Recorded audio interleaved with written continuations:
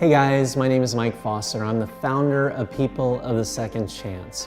And for the past 15 years, I have focused my time, energy, and research on helping people embrace and love their not so perfect lives. So today I want to explore with you a topic that has the potential to sabotage almost everything in your life. And what's that one thing? Well, fear. F-E-A-R. So this course isn't about conquering life and becoming fearless. This isn't some cliched self-help motivational rant that I'm going to give, but just an honest and hopefully helpful discussion about how to get out of your bad relationship with fear. So fear impacts our lives in a bunch of different ways, right? Some people are afraid of spiders or snakes or airplanes. I've got lots of fears myself. For example, one of my fears is I'm afraid of the dark. And I'm totally serious about that, by the way. And that's why if you ever come over to my house, you will find 15 nightlights strategically placed all over my house. And listen, my house isn't that big, but my fear of the dark is, okay? But fear also expresses itself in worry, insecurity, anxiety, and stress, and can really mess up God's plan for our lives. A lot of us, are afraid that we're not good enough at something, or we're afraid we'll never measure up. Some are afraid of the future, or that they're gonna lose something like their jobs or houses or money, or I don't know, maybe a relationship. So here's a couple things I've come to discover about my own fears and anxieties. Number one, when fear runs your life, it ruins your life. Number two, I've learned that fear cannot see rewards, only risks. And number three, fear can be a friend, but only give it a voice, never a vote in your life. Okay, so now all of us probably have heard this famous quote that there is nothing to fear but fear itself. And that's a good line, isn't it? But I think it gives us the wrong idea about fear. The problem with this idea is that it makes fear your enemy, something to be conquered or eliminated. But fear is not your enemy. It's actually a biological friend. Do you know that our bodies have about 7 times as much architecture in our brains to detect a threat as we do for spotting a reward?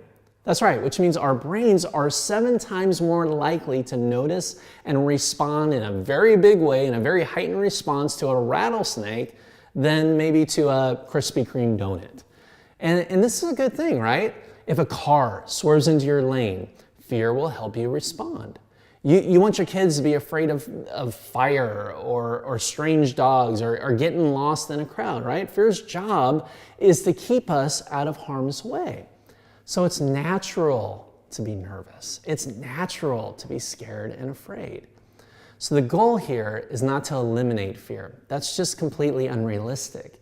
It's way more effective to make friends with fear.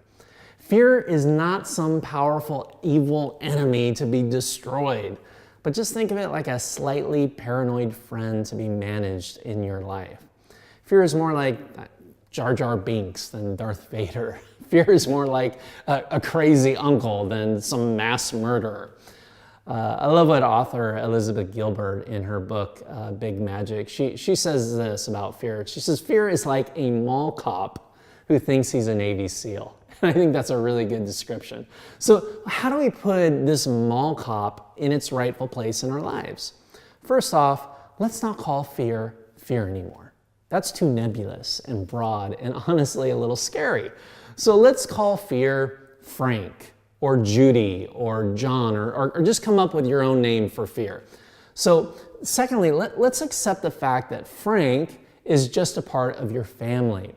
And whenever you go on a life road trip, Frank will always be in the car, doing what Frank does, being overly dramatic and incredibly talkative and highly opinionated. And he's sitting in the back seat trying to drive, but don't let him drive. See, the problem with Frank is that he really believes he's helping you. But of course he's not. Because you know what Frank's favorite word is to say while he's sitting in the back seat of your car and you're trying to accomplish your passions and your dreams and your goals?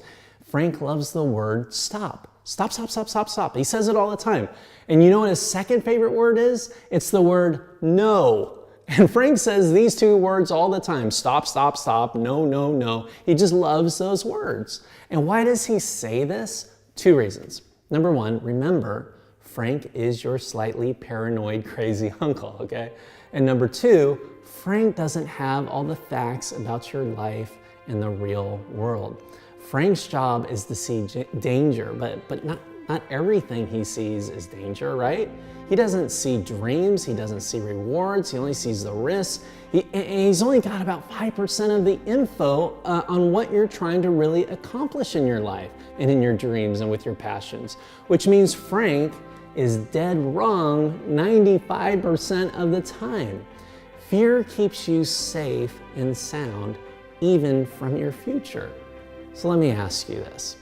Isn't it time to stop taking Frank's advice?